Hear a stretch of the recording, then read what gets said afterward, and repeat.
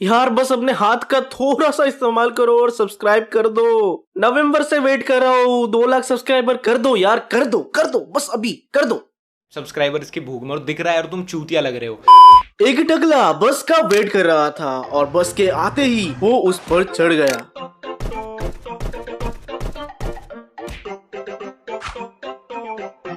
अंदर उसने ड्राइवर को हाथ दिखाया पर कोई रिएक्शन नहीं मिला, तो उसने ड्राइवर को उंगली मारी और फिर रख के एक लगाया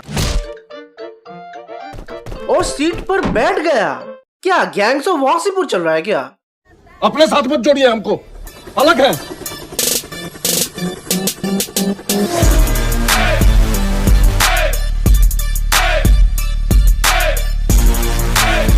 जैसे ही बस चल पड़ी, वो टकला फोन पर अजीब वीडियोस देखने लगा और अचानक कहीं से ढेर सारा धुआं निकलने लगा।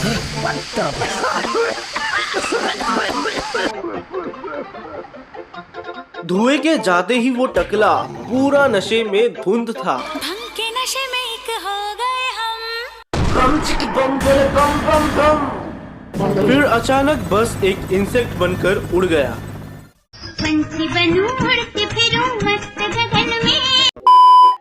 फिर ये नंगू पंगू चढ़ता है बस में एंड हमारे टकलू बाबा ड्राइवर है। और यहाँ ये वुडी क्या कर रहा है? किसने बनाई ये स्क्रिप्ट? मादर चौथ साला। किसने लिखी? हाँ किसने लिखी? तूने लिखी ना? अबे गधेड़े, तूने ही तो लिखा है। हंस रहा है और हंसेगा। और हंस। मम्मी।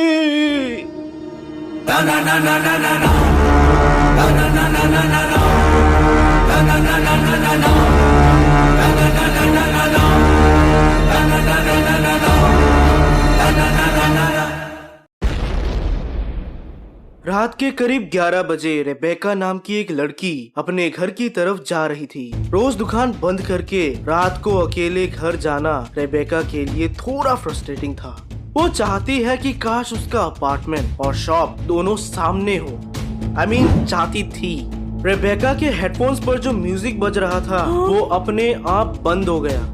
फोन चेक करने पर बैटरी डेड मिला।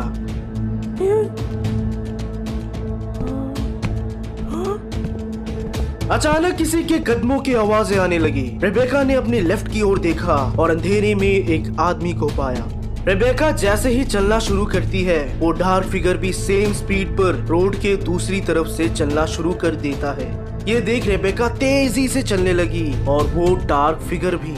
रेबेका ने पॉकेट के अंदर पेपर स्प्रे को पकड़ा ताकि अगर कुछ भी होता है तो वो खुद को प्रोटेक्ट करेगी। अचानक वो डार्क फिगर रोड क्रॉस कर उसकी तरफ आने लगा। रेबेका जल्दी से एक अंधेरे गली में घुस गई और तेजी से भागने लगी। पीछे मुड़ने पर उसे वो आदमी नहीं दिखा, लेकिन फिर भी वो भागती गई और बस स्टॉप पर पहुंचकर उसने अपने घड़ी में से टाइम देखा। बस को आने में अभी भी थोड़ा समय था।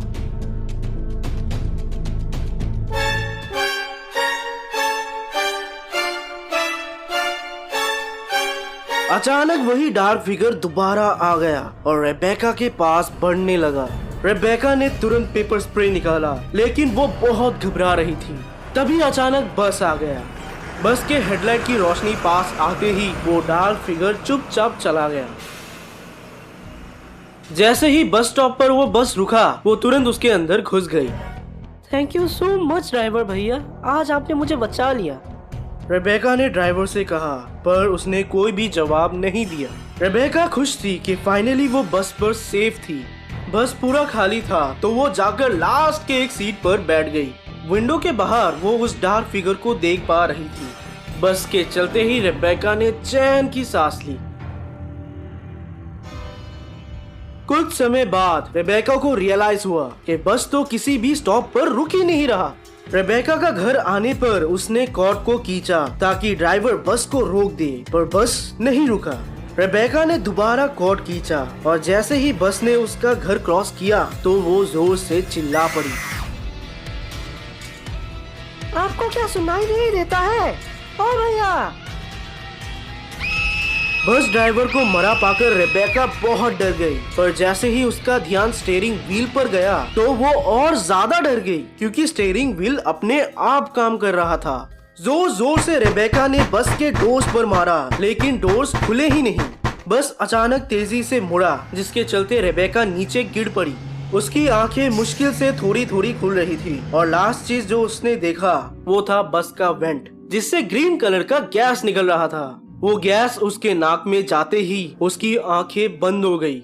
रेबेका के बेहोश होते ही बस एक जगह पे रुक गया और उसके व्हील्स खुलकर 4 बड़े लेग्स निकल गए।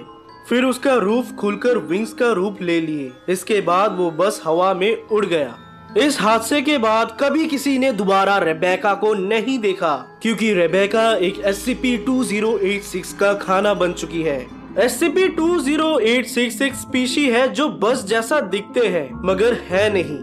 एक एडल्ट SCP-2086 किसी भी जमाने के बस को हूबहू कॉपी कर सकता है। सोचो आप एक बस स्टेशन पर एक बस का वेट कर रहे हो और जो बस आपको लेने आया वो वही सेम बस है जो रोज आता है। आप अंदर जाकर एक सीट पर बैठ जाते हो। पूरा का पूरा बस खाली और बस भी गलत डायरेक्शन में जा रहा होता है। सोचो कितना डर लगेगा। एक एडल्ट SCP-2086 अपने लिए नहीं बल्कि यंग SCP-2086 के लिए हंट करता है। कैसा? मैं बताता हूँ कैसा। अपने शिकार को लेने के बाद सबसे पहले तो वो एक ग्रीन गैस छोड़ेगा जो कि क्लोरोफिल्म के जैसा काम करेगा। फिर वो उड़कर पहाड़ों में चला जाएगा जहां उसने पहले से ही ग्राउंड नेस्ट बनाकर रखा है। इन नेस्ट्स में यंग SCP-2086 पाए जाते हैं। अपने नेस्ट के पास पहुंचते ही एडल्ट SCP-2086 अपना डोर खोल देता है ताकि यंग बस ईटर्स शिकार को खा पाए। सबसे पहले यंग बस ईटर अपने शिकार को SCP-2086 से बाहर निकालेगा। कई बार इस टाइम तक गैस का असर खत्म हो जाता है और बेचारे विक्टिम्स को ये सब अपनी आंखों से देखना पड़ता है।